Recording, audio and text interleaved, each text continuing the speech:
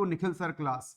आज हम आपको एक ऐसा टॉपिक पढ़ाने जा रहे हैं जो सीबीएसई बोर्ड ने अप्लाइड मैथ्स में पहले ऐड किया, फिर उसको वापस से डिडक्ट किया, लेकिन इस ईयर से वापस से उसको ऐड कर दिया है। इंपॉर्टेंट टॉपिक है, क्वेश्चन आने के 100% चांस हैं कि इस टॉपिक में से क्वेश्चन आएगा ही आएगा। तो आज हम आप लोगों को पढ़ाने जा रहे हैं एक बहुत इंपॉर्टेंट टॉपिक और उसका नाम है बॉन्ड्स। ठीक है, तो बॉन्ड्स के वैल्यूएशन कैसे करते हैं ये हम सीखेंगे, बॉन्ड्स क्या होते हैं ये हम सीखेंगे।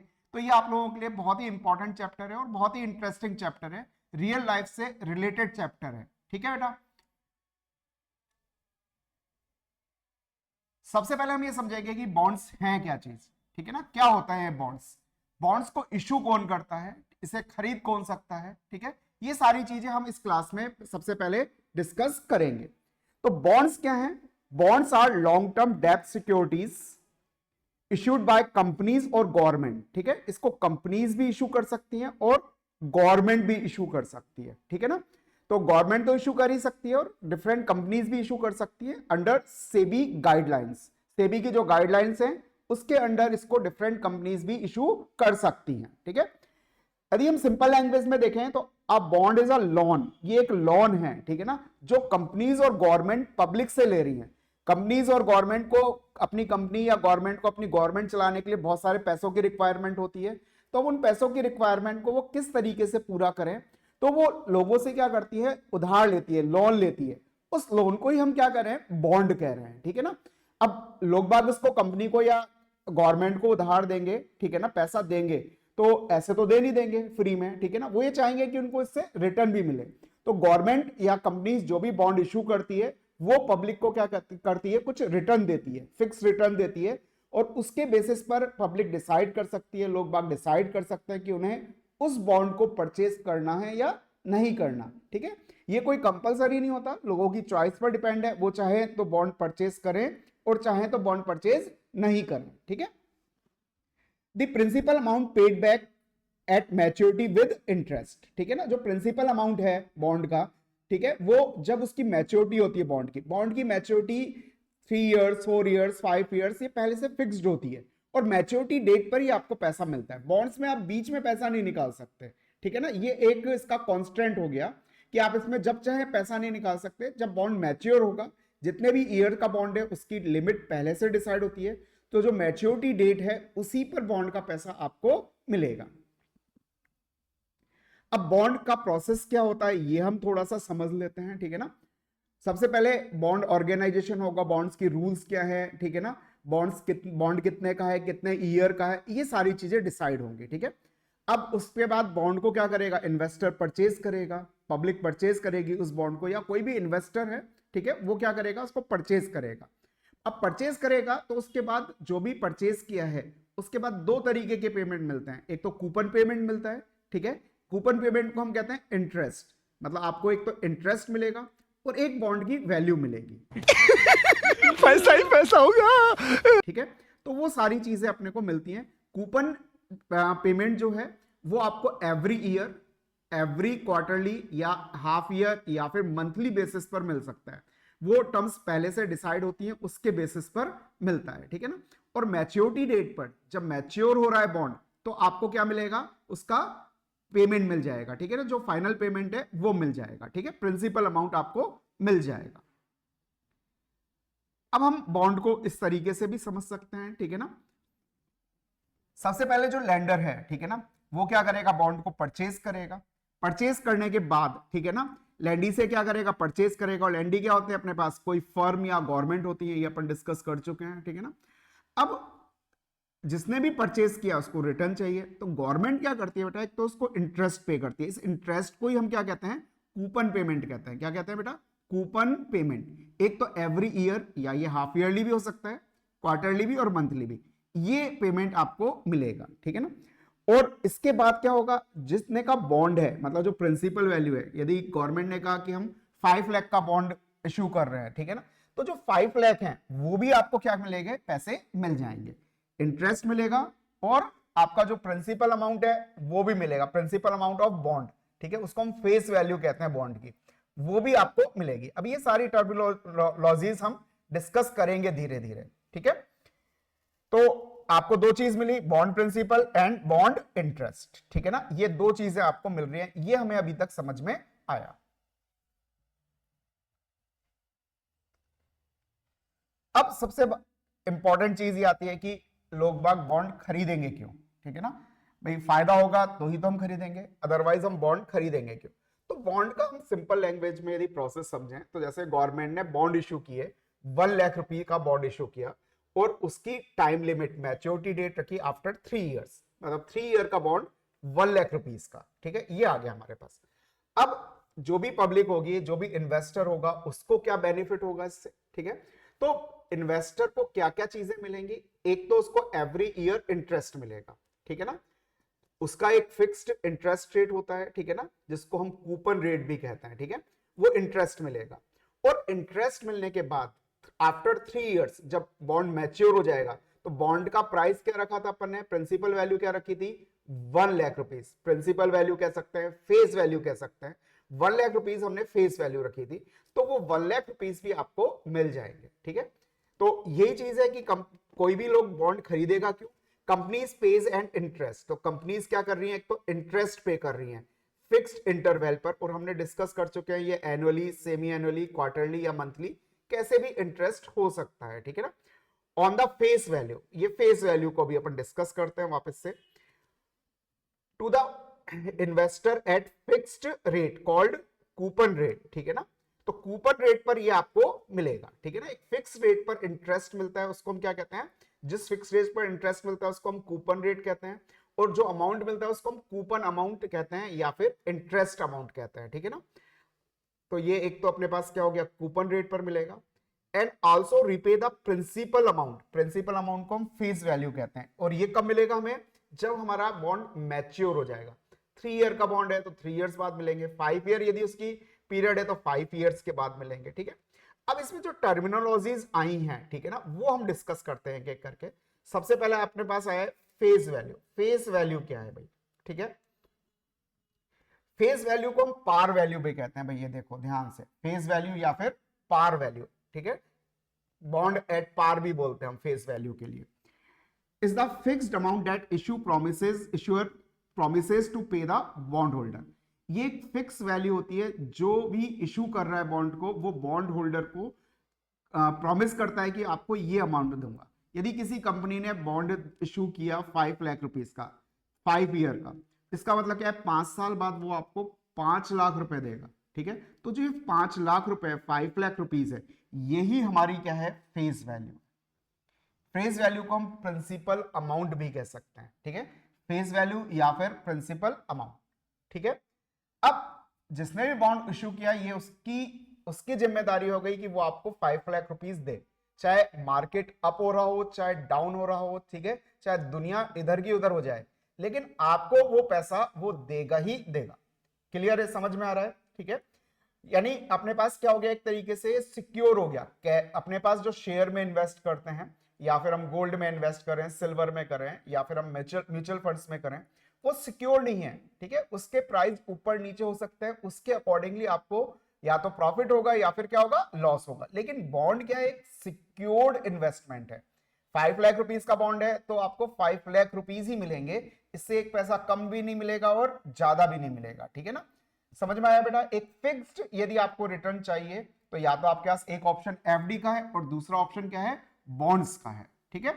तो फेस वैल्यू तो आप लोग समझ गए होंगे।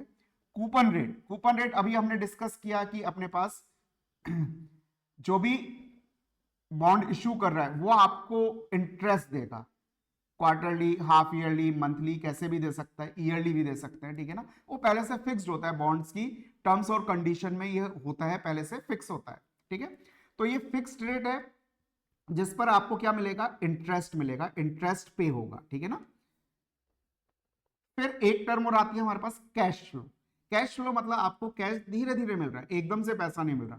फर्स्ट ईयर आपको कुछ इंटरेस्ट मिलेगा, सेकेंड ईयर आपको इंटरेस्ट मिलेगा, थर्ड ईयर भी इंटरेस्ट मिलेगा, जितनी पीरियड का बॉन्ड है उतने ईयर्स आपको एवरी ईयर इंटरेस्ट मिलेगा। और सपोज बॉन्ड 7 ईयर का है तो आफ्टर 7 ईयर आपको प्रिंसिपल अमाउंट यानी कि उसकी फेस वैल्यू जो है वो पूरी की पूरी मिल जाएगी।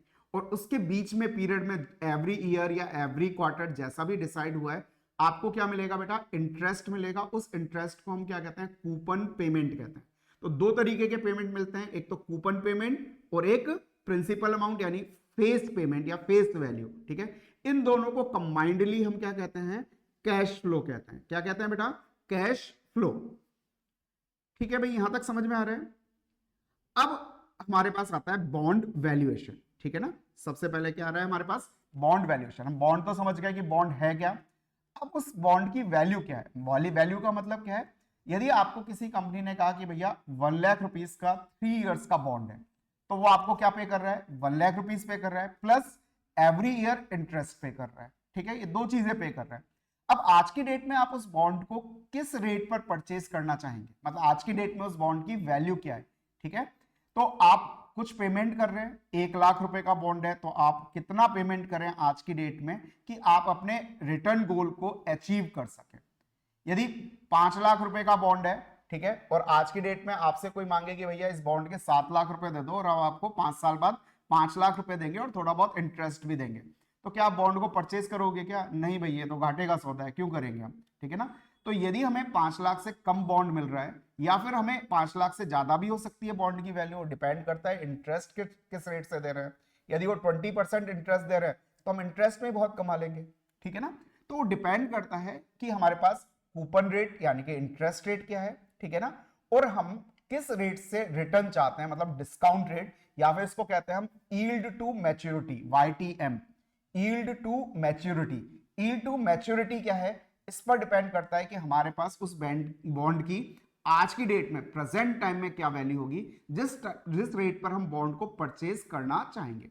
1 लाख रुपए का बॉन्ड है, तो आज की डेट में हम उसको 90,000 पर परचेज करना चाहते हैं या 95,000 पर परचेज करना चाहते हैं, ठीक है, या 99,000 पर भी हम परचेज करना चाहते हैं। तो आज की डेट में उस बॉन्ड को हम किस रेट पर परचेज करें, वो ही अपना क्या कहलाता है, बॉन्ड वैल्यूएशन कहलाता है, ठीक है। तो ये चीज आपको क्लियर हुई होगी।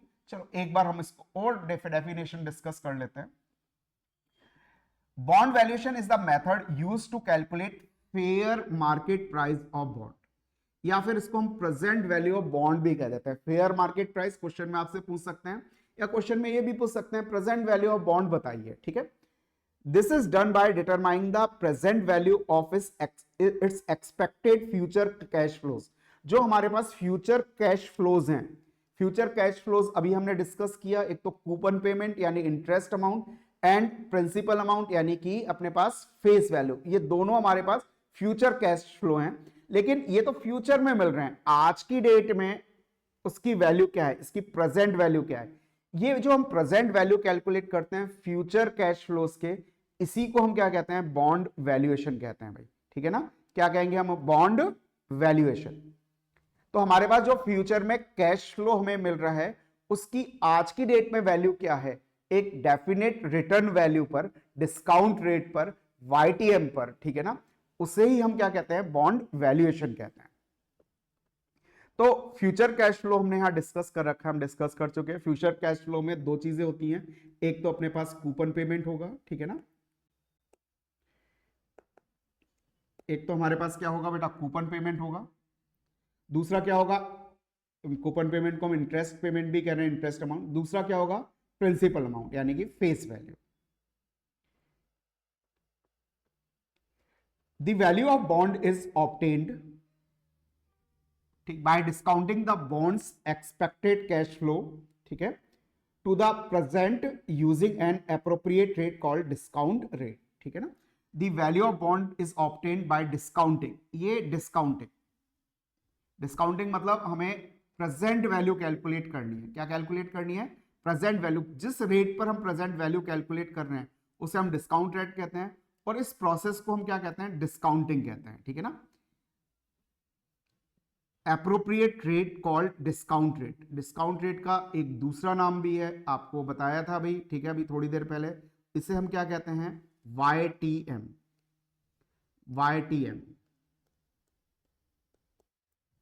ठीक है, यील्ड टू मैच्योरिटी, ये हम कहते हैं भाई, ठीक है, समझ में आया बेटा। ये अपन ने नीचे यही चीज लिख रखी है, डिस्काउंट रेट या फिर YTM, यील्ड टू मैच्योरिटी। तो अभी हमने बॉन्ड के बारे में डिस्कस किया, वैल्यूएशन ऑफ बॉन्ड हमने डिस्कस की होती क्या है। अब हम डिस्कस करेंगे कैलकुलेट कैसे करता है। इससे पहले आपके लिए एक इंपॉर्टेंट अनाउंसमेंट है भाई, ठीक है ना, एक इंपॉर्टेंट इंफॉर्मेशन है। जो सीए फाउंडेशन सितंबर अटेम्प्ट है और आईपी मैट, ठीक है ना, जो मैनेजमेंट का प्रोग्राम है उसका मई 27 अटेम्प्ट है, उसके लिए रजिस्ट्रेशन ओपन हो गए हैं, ठीक है। तो आप लोग अर्ली फी बेनिफिट ले सकते हैं, ठीक है ना, यदि आप अभी रजिस्ट्रेशन कराते हैं। रजिस्ट्रेशन करने के लिए आप इन नंबर्स पर कांटेक्ट कर सकते हैं, ठीक है ना। और हमारा चैनल आप सब्सक्राइब कर लीजिए, विद्याम के नाम से हमारा चैनल है, यूट्यूब चैनल, उसे आप सब्सक्राइब कीजिए ताकि आपको और भी वीडियो कंटिन्यू मिलते रहें। अब हमारे पास आता है approaches of valuation of bond. Bond valuation की क्या क्या मेथड्स हैं, क्या क्या अप्रोचेज हैं, वो हम डिस्कस करेंगे, ठीक है। फर्स्ट है प्रेजेंट वैल्यू अप्रोच, ठीक है ना। Second is relative price approach. Third is arbitrage faced pricing approach. Arbitrage faced pricing approach मतलब इसमें डिफरेंट डिफरेंट मेथड से डिफरेंट रिटर्न पर हम वैल्यू कैलकुलेट करते हैं। फिर नेक्स्ट और लास्ट है स्टोकेस्टिक कैलकुलस अप्रोच, ठीक है ना, मतलब इसमें हम प्रोबेबिलिटी का यूज करते हैं। लेकिन हमारे कोर्स में सिर्फ और सिर्फ एक ही मेथड है और वो है प्रेजेंट वैल्यू अप्रोच। ये जो प्रेजेंट वैल्यू अप्रोच है हमें सिर्फ इसको पढ़ना है, यही हमारे कोर्स में है 12th के, ठीक है बेटा। अब प्रेजेंट वैल्यू अप्रोच है क्या, ये हम डिस्कस करते हैं, ठीक है।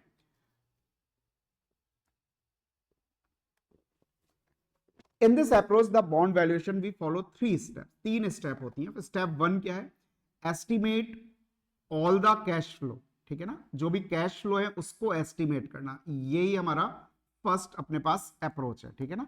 एस्टिमेट ऑल कैश फ्लोज, ठीक है ना। अब ऑल कैश फ्लो आप जानते हैं, coupon, payment and face value, ठीक है ना, प्रिंसिपल अमाउंट, ये दो ही अपने पास क्या है, कैश फ्लो है।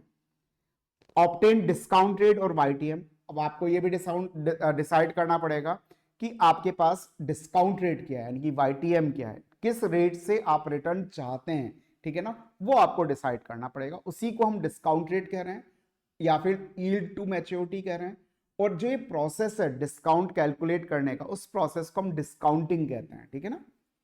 और लास्ट है calculate the present value of all cash flow at discount rate. तो आपको प्रेजेंट वैल्यू कैलकुलेट करनी है, जितने भी कैश फ्लो हैं, जितने भी हमारे पास कैश फ्लो हैं उन सब की आपको क्या कैलकुलेट करनी है बेटा, प्रेजेंट वैल्यू कैलकुलेट करनी है, ठीक है ना, एट डिस्काउंट रेट। और ये प्रेजेंट वैल्यू हम किस पर कैलकुलेट करते हैं, डिस्काउंट रेट पर कैलकुलेट करते हैं। And add all the present values to obtain the value of bond. और वैल्यू ऑफ बॉन्ड कैलकुलेट करने के लिए जितने भी हमारे पास ये पेमेंट्स आ रहे हैं उन सबके हम वैल्यूज को, प्रेजेंट वैल्यूज को क्या कर देंगे, ऐड कर देंगे, ठीक है। अब बॉन्ड कैलकुलेट करने का ये हमारे पास एक फॉर्मूला है, ठीक है ना, इस फॉर्मूले को भी हम डिस्कस करेंगे डिटेल में। तो ये फॉर्मूला क्या है, कैलकुलेशन ऑफ बॉन्ड्स प्राइस, ठीक है ना। बॉन्ड प्राइस है summation T equals to 1 to n, ठीक है ना, आई अपॉन 1 प्लस वाईटीएम की power T plus F upon 1 plus YTM की पावर एन। तो हमारे पास जो ये वैल्यूज हैं इसमें आई क्या है हमारे पास, इंटरेस्ट पेमेंट पर पीरियड। इसको हमने कहा था हम कूपन पेमेंट भी कहते हैं, तो इसको हम सी से भी डिनोट कर लेते हैं, ठीक है ना। डिफरेंट डिफरेंट बुक्स में आपको डिफरेंट डिफरेंट नोटेशन मिलेंगे, पर ये सी बहुत पॉपुलर नोटेशन है, आई से भी हम यूज कर सकते हैं। F is face value of the bond. अब तक तो आप समझ गए होंगे फेस वैल्यू क्या है, फेस वैल्यू को एफ से या एफ बी से डिनोट करते हैं। T time period in years, ठीक है ना, मतलब अपने पास बॉन्ड की जो टाइम पीरियड है वो सपोज 5 ईयर है, तो टी की वैल्यू 1 2 3 4 5 ये हो सकती है, ठीक है ना। And total period of maturity, ठीक है ना, मतलब आपके पास बॉन्ड 5 ईयर का, तो एन की वैल्यू क्या हो गई, 5 हो गई अपने पास, ठीक है। वाईटीएम यील्ड टू मैच्योरिटी, इसको हम आई से डिनोट करते हैं, स्मॉल आई से। Bond price market value of the bond, ठीक है ना, बॉन्ड प्राइस का मतलब क्या हो गया, market value of the bond. तो अब हम अपने सिंपल कैलकुलेशन पर आते हैं, ठीक है ना, जो हमने डिस्कस किया था कि हमारे पास क्या होगा। सबसे पहले एक तो कूपन प्राइस मिलेगा, ठीक है ना, कूपन पेमेंट मिलेगा।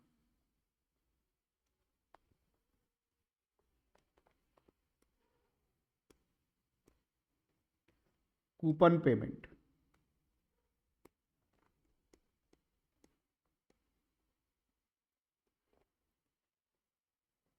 जिसको हम किससे डिनोट कर रहे हैं, सी से डिनोट कर रहे हैं, ठीक है ना। अब कूपन पेमेंट क्या होता है, इंटरेस्ट रेट गिवन होती है आपको, उस पर कैलकुलेट करना होता है। मतलब जो भी बॉन्ड की वैल्यू है, जो बॉन्ड का फेस वैल्यू है, जिसको हम एफ से डिनोट कर रहे हैं, ठीक है ना, उस पर आपको एक इंटरेस्ट रेट पर coupon rate calculate, coupon amount calculate करना होता है। तो कूपन अमाउंट कैलकुलेट करने का फार्मूला क्या होता है हमारे पास, ये सी हमारे पास कूपन पेमेंट है। तो ये हमारे पास होता है जो भी फेस वैल्यू है उस पर जो आपको इंटरेस्ट रेट दे रखी है, R% कैलकुलेट कर लो। R% कैलकुलेट करने का मतलब फेस वैल्यू इंटू R/100। इस फार्मूले की हेल्प से हम क्या कैलकुलेट कर सकते हैं, ये जो अपने पास कूपन वैल्यू है इसको हम कैलकुलेट कर सकते हैं, ठीक है। जो हमने ये लिखा था कूपन वैल्यू, इसको हम कैलकुलेट कर सकते हैं इस फार्मूले की हेल्प से, ठीक है बेटा। अब हमारे पास कूपन वैल्यू कैलकुलेट हो गई, तो अपने पास जो ये फर्स्ट वाला है, ठीक है, ये चीज कैलकुलेट हो जाएगी। ये हमने कूपन रेट से कैलकुलेट किया। चलो इसको डिटेल में समझते हैं अभी हम। अब हमारे पास क्या होगा बेटा, जब हमने बॉन्ड खरीदा आफ्टर 1 ईयर, ठीक है, आपको क्या मिलेगा, इंटरेस्ट मिलेगा, ठीक है ना, मतलब कूपन पेमेंट मिलेगा। और इंटरेस्ट कूपन पेमेंट कितना हो गया, सी हो गया। ये हमने इस फार्मूले से कैलकुलेट किया। अब ये तो एवरी ईयर सेम ही रहेगा। सेकेंड ईयर भी आपको कितना पेमेंट मिलेगा, सी। थर्ड ईयर भी आपको कितना पेमेंट मिलेगा, सी। और ये तो अब आपके पास जितने ईयर का बॉन्ड होगा, सपोज 5 ईयर का बॉन्ड है तो 5 ईयर तक इंटरेस्ट मिलता रहेगा। 7 ईयर का बॉन्ड है तो 7 ईयर तक इंटरेस्ट मिलता रहेगा, ठीक है ना। इसके बाद लास्ट में आप सपोज हम मान लेते हैं कि हमारे पास n ईयर्स हैं टोटल, ठीक है ना, तो nth ईयर आपको आपकी क्या मिलेगी, फेस वैल्यू मिलेगी। ये अपना प्रोसेस होता है, ठीक है। फॉर एग्जाम्पल जैसे अपने पास 1,00,000 रुपीज फेस वैल्यू है। हमने कहा हमारे पास फेस वैल्यू कितनी है बेटा, 1,00,000 रुपीज है। और कहा कि भाई इंटरेस्ट रेट कितना है, 10% है। तो कूपन पेमेंट कितना हो गया, इसका आप 10% निकाल लो, ठीक है। 20 से 20 कैंसिल। 10,000 रुपीज आपका क्या हो गया, इंटरेस्ट हो। तो आपको इंटरेस्ट के एवरी ईयर 10,000 रुपीज मिलेंगे इफ इंटरेस्ट रेट इज 10%। यदि ये 8% होती तो आपको क्या मिलता, 8,000 रुपीज पर ईयर इंटरेस्ट का मिलेगा। जो हमने सी लिखा है ना, इंटरेस्ट अमाउंट कूपन पेमेंट, ये आपको इस एग्जाम्पल में कितना मिल रहा है, 10,000 रुपीज मिल रहा है। जितने ईयर का बॉन्ड है उतने ईयर तक मिलता रहेगा, ठीक है ना। यदि 5 ईयर का बॉन्ड है तो 5 बार मिलेगा, फर्स्ट ईयर के एंड में, सेकेंड ईयर के एंड में, थर्ड ईयर के एंड में, फोर्थ ईयर के एंड में और फिफ्थ ईयर के एंड में 5 टाइम्स आपको मिलेगा, ठीक है। और आफ्टर 5 ईयर जब 5 साल पूरे हो गए तो आपका जो बॉन्ड अमाउंट है वो भी तो मिलेगा ना भाई। तो वो बॉन्ड अमाउंट हो गया हमारे पास, ठीक है। अब क्या हम बॉन्ड की वैल्यू को इन सबको ऐड करके निकाल सकते हैं क्या, C+C+C जितने भी हैं प्लस एफ, ऐसे कैलकुलेट करके निकाल सकते हैं क्या, नहीं निकाल सकते। क्यों, क्योंकि ये तो हमें फ्यूचर में अमाउंट मिलेगा। फ्यूचर में अमाउंट मिल रहा है और आज की डेट में अमाउंट मिल रहा है, उसमें डिफरेंस है। जैसे सपोज मैंने बेटा आपको कहा कि आप मुझे आज 5 लाख रुपए दे दो, 5 लाख रुपीज मुझे दे दो, और 5 साल बाद मैं आपको 5 लाख रुपीज रिटर्न कर दूंगा। तो ये तो क्या है आपके लिए, लॉस हो गया, ठीक है, क्योंकि 5 साल बाद 5 लाख रुपए की वो वैल्यू थोड़ी ना रहेगी, ठीक है ना। तो आप क्या कहोगे कि सर ऐसे थोड़ी ना होगा, आप मुझे इंटरेस्ट भी दो। तो यदि मैं आपसे आज 5 लाख रुपए देता हूं तो मुझे 5 साल बाद आपको करीब 8 लाख, 9 लाख, 10 लाख रुपए देने पड़ेंगे। इसका मतलब क्या हुआ, आज से 5 साल बाद जो 8 लाख रुपए है उसकी वैल्यू आज की डेट में तो 5 लाख रुपए ही है ना, ठीक है ना, समझ रहे हो ना भाई। यदि मैं आप किसी बैंक में भी एफडी कराते हो, सपोज 5 लाख रुपीज की एफडी कराई, और वो आपको 5 साल बाद 8 लाख रुपीस दे रहा है, ठीक है ना। तो इसका मतलब ये हुआ कि 5 साल बाद जो 8 लाख रुपए है उसकी आज की डेट में वैल्यू क्या हुई, 5 लाख रुपीस हुई, ठीक है, समझ में आ रहा है ना बेटा। तो प्रेजेंट वैल्यू क्या होगी, थोड़ी सी कम होगी, जो फ्यूचर में अमाउंट मिल रहा है आज की डेट में उसकी वैल्यू क्या होगी, कम होगी, क्योंकि इन्फ्लेशन रेट बढ़ती जा रही है, ठीक है ना। तो हमें जो ये अमाउंट मिल रहा है सी, ठीक है ना बेटा, ये जो अमाउंट है इसकी आज की डेट में वैल्यू क्या है, कम है, ठीक है ना। ये 1 साल बाद तो सी अमाउंट मिलेगा, 2 साल बाद जो सी अमाउंट मिलेगा उसकी आज की डेट में वैल्यू और भी कम होगी। फॉर एग्जाम्पल हम कह रहे हैं कि हमें फर्स्ट ईयर के एंड में 10,000 मिले, तो हम कहेंगे फर्स्ट ईयर 1 ईयर के बाद जो 10,000 मिल रहे हैं आज की डेट में सपोज उसकी वैल्यू 8,000 रुपीज है, तो 2 साल बाद जो आपको 10,000 रुपीज मिलेंगे क्या उसकी वैल्यू भी 8,000 नहीं होगी क्या, नहीं, और भी कम होगी, क्योंकि वो तो और भी ज्यादा टाइम के बाद हमें मिल रहा है। अब सवाल ये आता है कि प्रेजेंट वैल्यू हम कैलकुलेट कैसे करें। तो प्रेजेंट वैल्यू कैलकुलेट करने का हमारे पास फार्मूला है, आप सब लोगों ने कंपाउंड इंटरेस्ट तो पढ़ा होगा, देखो ठीक है ना कहीं तो पढ़ा ही है कंपाउंड इंटरेस्ट, 11th क्लास में भी पढ़ा है आप लोगों ने कंपाउंड इंटरेस्ट, ठीक है ना, उससे पहले भी पढ़ा है। तो कंपाउंड इंटरेस्ट में हमारे पास टोटल अमाउंट कैलकुलेट करने का एक फार्मूला होता है भाई, ठीक है, बताओ भाई, टोटल अमाउंट कैलकुलेट करने का फार्मूला यही होता है क्या, P into 1 plus I raise to power n। I क्या है, इंटरेस्ट रेट इन डेसिमल है अपने पास, ठीक है ना, या हम यहां पर आर ले रहे हैं तो आर ले लेते हैं भाई, ठीक है ना, आई की जगह हम क्या यूज कर लेते हैं भाई, आर यूज कर लेते हैं, 1 plus R raise to power n, ठीक है। और ये तो इंटरेस्ट रेट हो गई, तो अपन को कूपन वाईटीएम ही लेना पड़ेगा, वाईटीएम को हमने आई से डिनोट किया तो बेटा इसको आई लिखना पड़ेगा हमें, आर नहीं लिखेंगे हम, ठीक है ना, इसको आई लिखेंगे। अब P क्या हो जाएगा, A upon 1 plus I raise to power n। इस फार्मूले की हेल्प से हम क्या कैलकुलेट कर सकते हैं, प्रेजेंट वैल्यू कैलकुलेट कर सकते हैं। अब हमारे पास जो ये अमाउंट आया इसकी प्रेजेंट वैल्यू क्या हो जाएगी, ए का मतलब जो हमें क्या मिल रहा है, सी अमाउंट मिल रहा है आफ्टर 1 ईयर, तो आज की डेट में उसकी वैल्यू क्या होगी, 1 प्लस आई की पावर 1। फिर इसकी प्रेजेंट वैल्यू क्या होगी, C upon 1 plus I raise to power 2, और इसकी प्रेजेंट वैल्यू क्या होगी, सी अपॉन 1 प्लस आई की पावर 3 एंड सो ऑन, जितने भी ईयर के लिए। और जो हमारे पास आफ्टर n ईयर्स हमें फेस वैल्यू मिल रही है, ठीक है, लास्ट में इसकी प्रेजेंट वैल्यू हम कैलकुलेट करें तो ये भी सेम फार्मूले से हो जाएगी, f upon 1 plus I raise to power n।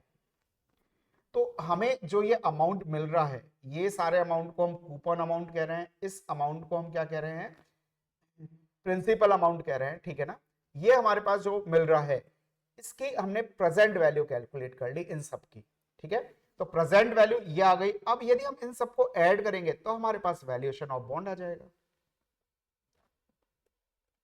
इन सबको बेटा हम क्या कर देंगे, प्लस कर देंगे। तो ये जो वैल्यू आई है यही हमारे पास क्या है, present value of bond.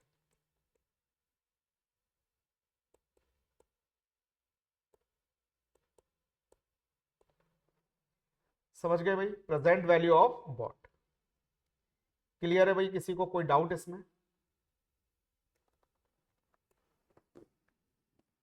Clear है ना, ठीक है। अब इसको हम थोड़ा सा शॉर्ट में लिख सकते हैं, जो ये हमने लिखा, ठीक है ना, इसे हम लिख सकते हैं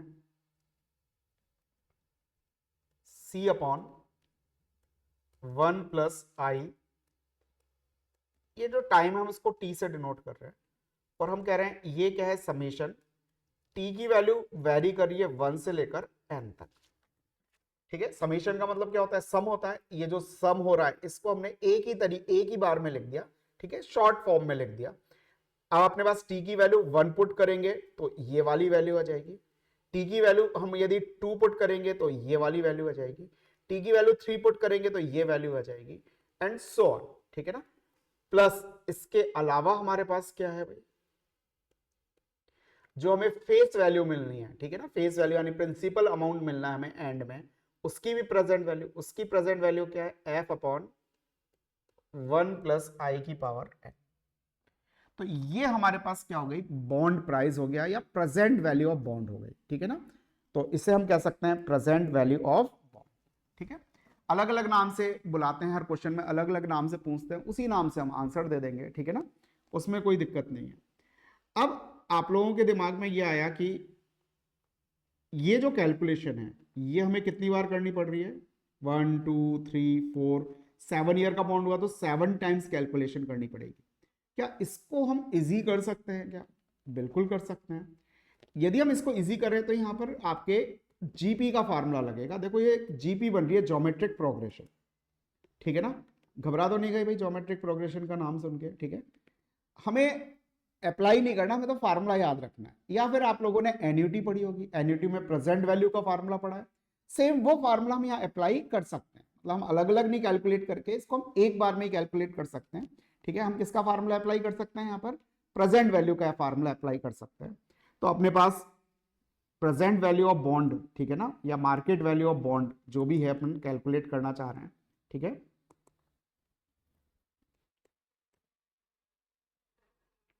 प्रेजेंट वैल्यू ऑफ बॉन्ड, ये हो गया बेटा। यदि हम इन सबको एक साथ एन्युटी की फॉर्म में कैलकुलेट करें, एन्युटी के फार्मूले से, तो फार्मूला होगा C इंटू 1 माइनस 1 प्लस आई की power minus n upon I. देखो हमने प्रेजेंट वैल्यू पढ़ी थी 11th क्लास में, ध्यान हो तो एन्युटी की, ठीक है, वहां से हमने ये फार्मूला लिया है, प्लस ये हमारे पास क्या हो गई, जो फेस वैल्यू मिलेगी, ठीक है। इसको ऐसे भी लिख सकते हैं और ऐसे नहीं तो हम थोड़ा दूसरे मेथड से भी लिख सकते हैं, F into 1 plus I raise to power minus N. ये हमारे पास बॉन्ड की प्रेजेंट वैल्यू कैलकुलेट करने का बेटा फार्मूला हो गया, ठीक है। तो ये फार्मूला ज्यादा कन्वीनियंट रहता है, क्योंकि इसमें हमें बार बार जो इंटरेस्ट है, बार बार उसकी हमें प्रेजेंट वैल्यू कैलकुलेट नहीं करनी पड़ती। हम डायरेक्ट ही क्या कर सकते हैं, प्रेजेंट वैल्यू को कैलकुलेट कर सकते हैं, ठीक है। तो ये आप लोगों को समझ में आ गया होगा इजीली, ठीक है। तो ये वाला फार्मूला जो था, इसमें हमें बार बार कैलकुलेट करनी पड़ रही थी वैल्यू, लेकिन इस वाले फार्मूले में हम एक बार में ही वैल्यू को कैलकुलेट कर पा रहे हैं, ठीक है। अब हम क्वेश्चन पर आते हैं।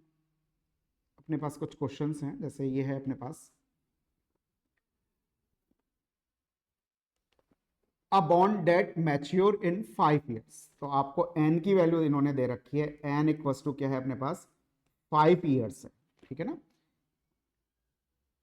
हैज कूपन रेट मतलब ये आर की वैल्यू क्या है आपके पास, 10% है, जिस रेट से आपको इंटरेस्ट कैलकुलेट करना है, ठीक है। फेस वैल्यू आपको दे रखी है 10,000 rupees. Find the fair value of bond. Fair value of bond का मतलब present value of bond calculate करनी है, ठीक है ना। आपको present value of bond calculate करनी है। यील्ड टू मैच्योरिटी, YTM आपको दे रखा है, YTM को हम आई से डिनोट करते हैं। आई हमारे पास क्या है, 8%, आई क्या हो गया, 8/100 यानी 0.08। ये हमारे पास वैल्यूज हो गई, ठीक है। अब सबसे पहले तो आपको क्या कैलकुलेट करना पड़ेगा, कूपन पेमेंट कैलकुलेट करना पड़ेगा। तो कूपन पेमेंट कैलकुलेट करते हैं। कूपन पेमेंट कैलकुलेट करने का फार्मूला क्या है, फेस वैल्यू, और उस पर जो इंटरेस्ट रेट दे रखी है उससे आपको इंटरेस्ट कैलकुलेट करना है। तो फेस वैल्यू आपके पास कितनी है, 10,000 इंटू 10% आपके पास इंटरेस्ट रेट दे रखी है, ठीक है ना। देखो क्वेश्चन में कूपन रेट यानी इंटरेस्ट रेट अलग गिवन होगी और यील्ड टू मैच्योरिटी अलग गिवन होगी, ठीक है ना। तो ये ध्यान रखना है आपको, दो तरीके की रेट गिवन होगी। इसको सॉल्व करेंगे तो हमारे पास 1,000 रुपीज आ रहे हैं। तो कूपन प्राइस तो हो गया 1,000 रुपीज, कितने ईयर्स तक मिलेगा, 5 ईयर्स तक मिलेगा ये हमें, ठीक है ना।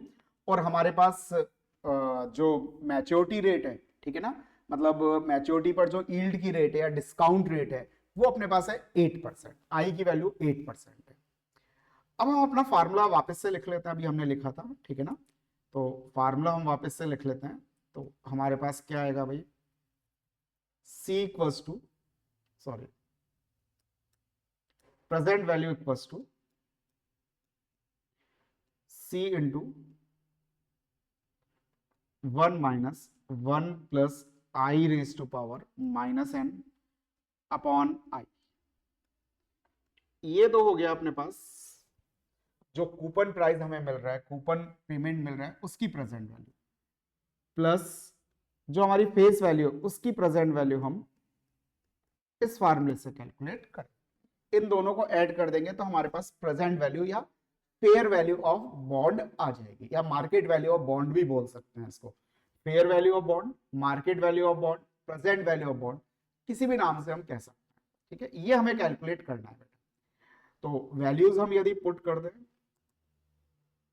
तो सी की वैल्यू है हमारे पास 1000 इंटू 1 माइनस 1 प्लस 0.08, आई की वैल्यू यही है, पावर -5 अपॉन आई का मतलब 0.08 प्लस।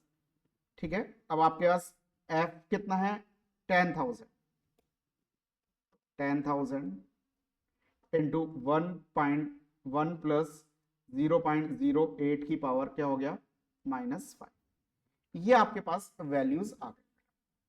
ठीक है, अब आपको इसको सिंप्लीफाई करना है। तो इसको सिंप्लीफाई करने के लिए अब दो तरीके हो सकते हैं आपके लिए। आपके ऊपर मेहरबान हुआ बोर्ड, ठीक है ना, पेपर सेटर, तो वो क्या करेगा, आपको वैल्यू दे देगा इसकी। जैसे यहां पर आपको वैल्यू गिवन है 1.08 की पावर -5, इसकी वैल्यू आपके पास गिवन है। ठीक है ना, ये 0.6806 ये अपने पास वैल्यू है। ठीक है, अदरवाइज आपको लॉग टेबल से भी कैलकुलेट करना पड़ सकता है। ठीक है, आपको लॉग टेबल प्रोवाइड करा देंगे और हमें इसकी वैल्यू को किससे कैलकुलेट करना पड़ेगा, लॉग टेबल से कैलकुलेट करना पड़ेगा। ठीक है, तो चलो पहले तो हम डायरेक्ट इसको सॉल्व करने की कोशिश करते हैं। हमें जो जो वैल्यूज दे रखी है 1000 into 1 minus 0.6806 upon 0.08 plus 10,000 into 0.6806, ये हमारे पास वैल्यूज आ गए। अब इसे हम सिंप्लीफाई करते जाए भाई, करिए 1 में से लेस करिए 0.6806 को, तो ये हमारे पास आ जाएगा 1000 इंटू 0.3194। ठीक है, ये हमारे पास वैल्यू आ गई। अपॉन में क्या है 0.08। ठीक है, पहले हम इसी को सॉल्व कर लेते हैं। इसको हम सॉल्व करेंगे तो ये हमारे पास आएगा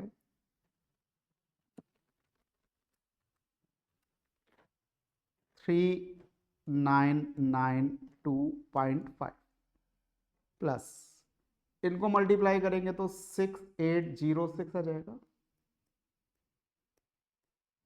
तो इसमें ऐड कर दो भाई 6806 प्लस 3992.5।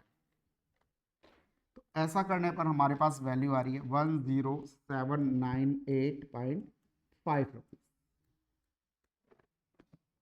तो ये हमारे पास सॉल्यूशन हो गया। देखिए बेटा इस क्वेश्चन का ध्यान से देखो। ठीक है, क्वेश्चन बहुत ज़्यादा लेंथी नहीं है, कैलकुलेशन थोड़ी सी है, और यदि आपको क्वेश्चन में वैल्यू गिवन है तब तो कोई दिक्कत ही नहीं है कैलकुलेशन में, तब तो सिंपल अपने पास मल्टीप्लाई डिवाइड वाला काम रह जाता है। हालांकि ये काम भी थोड़ा भारी है, लेकिन फिर भी इसको तो हम इजीली कर सकते हैं। ठीक है ना, नंबर तो चाहिए ही भाई अपन को। ठीक है ना, तो इतना तो करना पड़ेगा ना भाई। अब यदि हमें ये वैल्यूज नहीं देते हैं तो फिर क्या करें, तो फिर हमें लॉग का यूज करना पड़ेगा। ठीक है ना, अब लॉग का यूज, लॉग तो आपने पढ़ रखा है 11th क्लास में, तो लॉग आपको याद है या नहीं है भाई, पहले तो ये बताओ।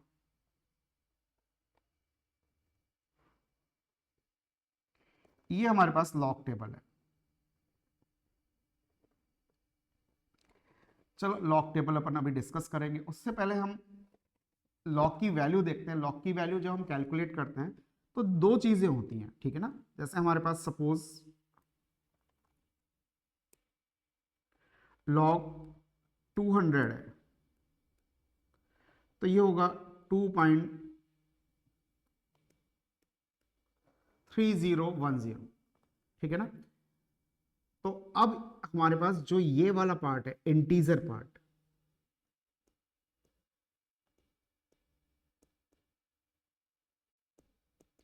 इसे हम कहते हैं करेक्टरिस्टिक। क्या कहते हैं बेटा? करेक्टरिस्टिक कहते हैं, ठीक है ना। और जो हमारे पास ये वाला पार्ट है इसे हम कहते हैं मैंटिसा,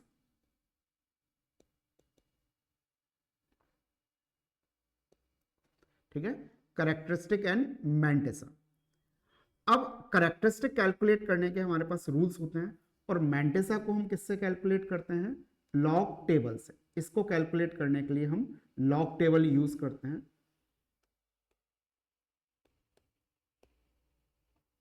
और इसको कैलकुलेट करने के हमारे पास रूल्स होते हैं। तो रूल्स क्या है हम शॉर्ट में डिस्कस कर रहे हैं, ठीक है। आप लोग भूल गए हो तो शॉर्ट में डिस्कस कर लो। रूल्स में हमारे पास फर्स्ट रूल क्या है? If given number is greater than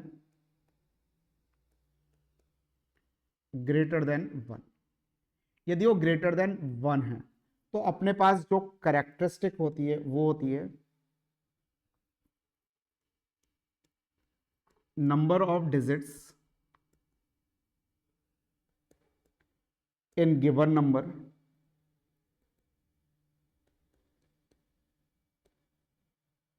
-1, मतलब n-1। हम शॉर्ट में इस तरीके से कह सकते हैं। जैसे हमारे पास ये 200, इसका हम लॉग कैलकुलेट कर रहे थे, ठीक है। ये कितना डिजिट नंबर है बेटा? 3 डिजिट।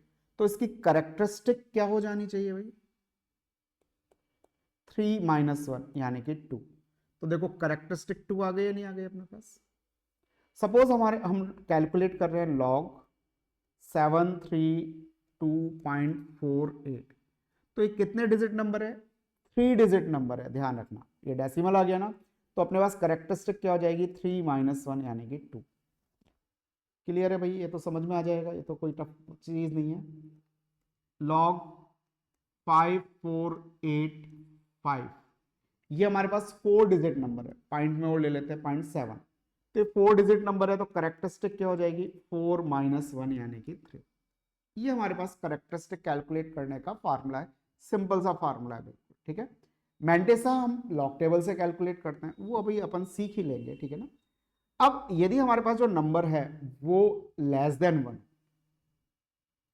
सेकंड है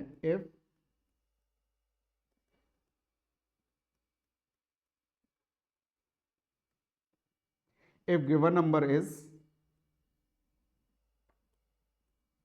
लेस देन 1, यदि हमारे पास जो नंबर है वो क्या हो बेटा? लेस देन 1 हो अपने पास,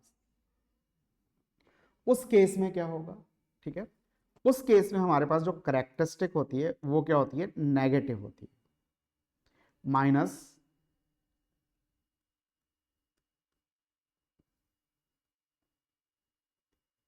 number of zeros just after decimal +1, ठीक है। तो हमारे पास हम डेसिमल के जस्ट बाद नंबर ऑफ जीरो देखते हैं, उसमें 1 ऐड कर देंगे। सपोज हमें लॉग कैलकुलेट करना है, लॉग 0.005078, ठीक है ना। इसकी यदि हमें करेक्टरिस्टिक कैलकुलेट करनी है तो माइनस डेसिमल के जस्ट बाद कितने जीरो हैं भाई? 2 जीरो है, डेसिमल के जस्ट बाद 2 जीरो है, 2 + 1, ये -3 हमारे पास क्या आ जाएगा बेटा? करेक्टरिस्टिक, ठीक है।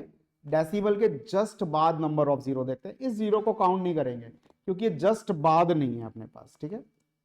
हमें लॉग कैलकुलेट करना होगा, लॉग 0.5789, तो करेक्टरिस्टिक क्या हो जाएगी? माइनस डेसिमल के जस्ट बाद कितने जीरो हैं? एक भी नहीं है भैया, ठीक है ना, +1, तो -1 हमारे पास करेक्टरिस्टिक हो जाए, ठीक है।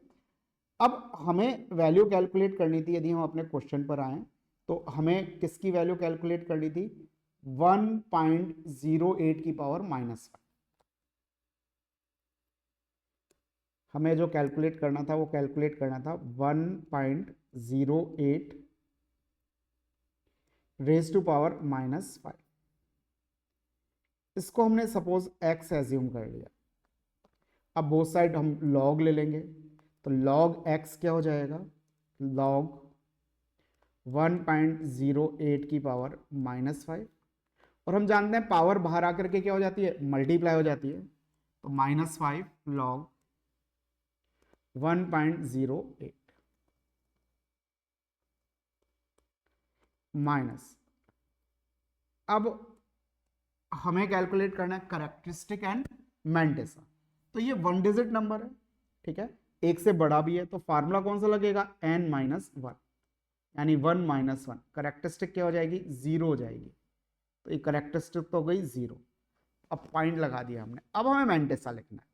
मैंटेसा कैलकुलेट करने के लिए हम पहले 2 नंबर्स देखते हैं, फिर थर्ड नंबर देखते हैं, और फिर फोर्थ नंबर तो यहाँ है ही नहीं, तो हमारे पास एक तो 10 है और एक 8 है, तो हम फटाफट लॉग टेबल पर आते हैं। ये हमारे पास लॉग टेबल है,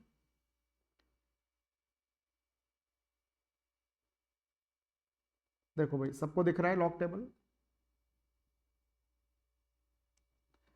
अब हमें सबसे पहले क्या देखना है, 10 देखना है, देखो ये 10 दिख गया हमें, और फिर क्या देखना है, 8 देखना है। यदि फोर्थ डिजिट और होती है तो उसको हम मीन डिफरेंस में हम देखते हैं, ठीक है, और जो ये वैल्यू आती है इसको इस वैल्यू में ऐड कर देते हैं। तो 10 और 8 पर इंटरसेक्शन पर 0.334 वैल्यू है, ठीक है, ये देखो 0.334 ये वाली वैल्यू, तो ये हमारे पास वैल्यू हो गई। समझ में आ रहा है बेटा, यहां हमने 10 देखा, ठीक है, ये हमने 10 देखा यहां पर, और यहां पर हमने 8 देखा, अपने पास 108 यही नंबर है बेटा, ठीक है। तो इसके इन दोनों के इंटरसेक्शन पर जो वैल्यू आ रही है वो क्या है, अपने पास 0334 है, तो अब अपने पास ये वैल्यू हो गई 0334।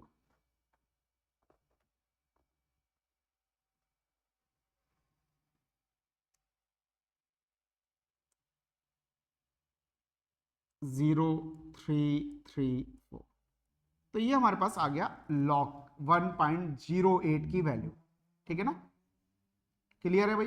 पॉइंट सिर्फ क्या डिसाइड कर रहा है, इसका करेक्टरिस्टिक डिसाइड कर रहा है। पॉइंट यदि 0 के बाद होता तो ये 2 डिजिट नंबर हो जाता, फिर करेक्टरिस्टिक 0 की बजाय क्या हो जाती, 1 हो जाती। अब इसको मल्टीप्लाई कर लो 5 से, 5 मल्टीप्लाई बाय 0.0334, इन दोनों को मल्टीप्लाई करने पर हमारे पास जो वैल्यू आ रही है वो आ रही है -0.167। अब ये माइनस में वैल्यू आ गई, ये हमारे लिए प्रॉब्लम क्रिएट करेगी, क्योंकि नेगेटिव वैल्यू का तो हम लॉग और एंटी लॉग दोनों ही कैलकुलेट नहीं कर सकते, ठीक है। तो अब हमें क्या करना पड़ेगा, यहाँ +1 करना पड़ेगा और -1 करना पड़ेगा, +1 और -1। ये जो वैल्यू है इसको हमें पॉजिटिव बनाना है बेटा, ठीक है ना, जो ये वैल्यू आई है ना अपने पास, ये वाली वैल्यू, इसको आपको क्या करना है, पॉजिटिव बनाना है। तो इसके लिए हमने क्या किया बेटा, +1 और -1 कर दिया यहाँ, क्लियर है। अब इसमें आप अपने पास जो वैल्यू है, ठीक है ना, इसमें +1 करो आप, तो 1 प्लस का 1 और माइनस का जो ये वैल्यू है अपने पास, ठीक है ना, वैल्यू क्या है अपने पास 0.167, तो हमारे पास वो जो वैल्यू आएगी वो आएगी 0.833, ये तो नेगेटिव पॉजिटिव वैल्यू आ गई, और ये हमारे पास क्या बचा, माइनस का 1 बचा, तो इसे हम लिखते हैं 1.833, और 1 के ऊपर क्या है, नेगेटिव, तो इसके ऊपर नेगेटिव लगा देते हैं। इसका मतलब क्या है, सिर्फ 1 नेगेटिव है लेकिन 0.833 क्या है, पॉजिटिव, ठीक है। अब हमें यदि x की वैल्यू कैलकुलेट करनी है तो हमें क्या लेना पड़ेगा, लॉग लेना पड़ेगा। यहां लिख देते हैं बेटा, मतलब बोथ साइड एंटी लॉग लेना पड़ेगा, तो x इक्वल टू क्या हो जाएगा, एंटी लॉग 1/0.833। अब हम एंटीलॉग टेबल में सिर्फ मैंटेसा देखते हैं, ठीक है, इस 1 बार को नहीं देखते, 0.833 देखेंगे, 833 ध्यान रखना, हम एंटीलॉग टेबल पर चल रहे हैं।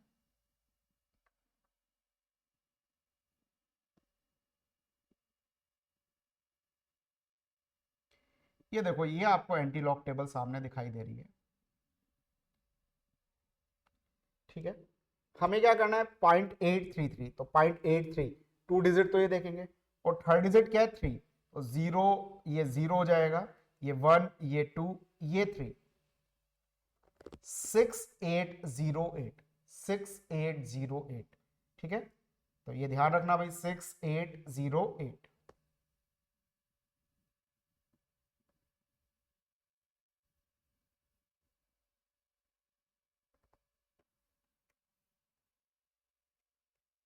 सिक्स 6808, ये हमारे पास वैल्यू आ गई।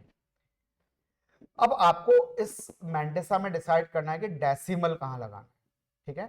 तो अपने पास करेक्टरिस्टिक क्या है भैया, ये लॉग की करेक्टरिस्टिक क्या थी, लॉग एक्स की वैल्यू थी ना बेटा, ये इसकी करेक्टरिस्टिक क्या थी, -1। -1 करेक्टरिस्टिक क्या आती है भाई, करेक्टरिस्टिक का फार्मूला होता है minus number of zeros plus 1। तो यदि अपने पास डेसिमल के जस्ट बाद एक भी जीरो नहीं होगा तो करेक्टरिस्टिक क्या आती है, -1 आती है। क्लियर है ना बेटा, करेक्टरिस्टिक क्या आएगी, -1 आएगी अपने पास, यदि अपने पास डेसिमल के बाद एक भी जीरो नहीं है। तो डेसिमल के बाद एक भी जीरो नहीं है तो डेसिमल तो हमें यहां लगाना पड़ेगा 0 पॉइंट, ठीक है, 6808, ठीक है। तो ये हमारे पास आ गया। यदि हमारे पास ये -2 आ रहा होता, सपोज हमारे पास ये ऐसे होता माइनस का 0.833, तो इसके एंटी लॉग की वैल्यू जो आती है वो क्या आती है, 6808 है।